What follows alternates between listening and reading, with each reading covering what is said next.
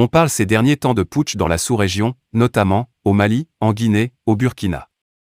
On se croirait dans un feuilleton tellement ça a l'air facile. C'est à se demander, le pouvoir est-il aussi facilement accessible? Et pourquoi? Loin dans le temps, on parlait plutôt d'assassinats de présidents et très rarement de putsch, des assassinats minutieusement préparés avec des fenêtres de chance très réduites comparées aujourd'hui à quelques coups de Kalachnikov en l'air, c'est tout juste comparer le jour à la nuit. On arrive même à se demander s'il y a vraiment une raison pour expliquer ces actions.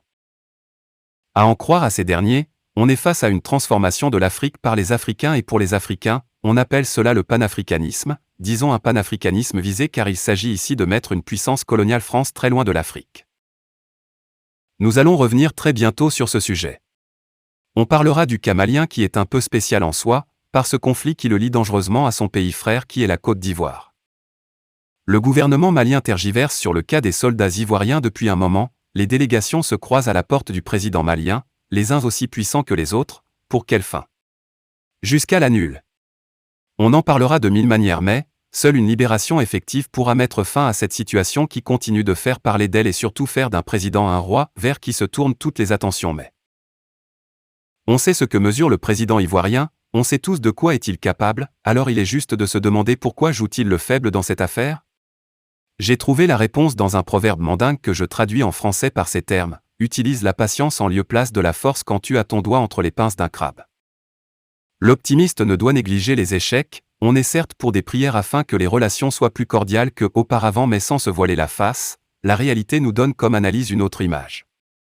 Un affront doit être lavé, c'est ainsi que n'importe qui réagira même si une fois encore on espère que les tensions se taisent à jamais et la première personne, qui de loin ressent cette sensation est celui qui fait état d'un roi aujourd'hui car, si les soldats sont libres, que devient-il?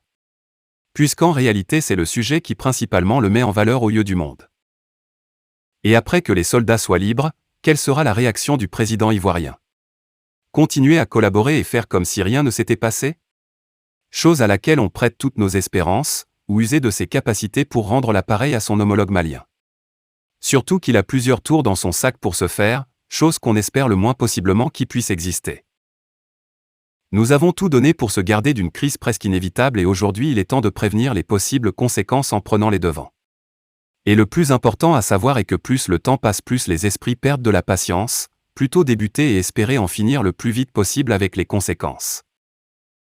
Fin de la vidéo, merci pour votre attention.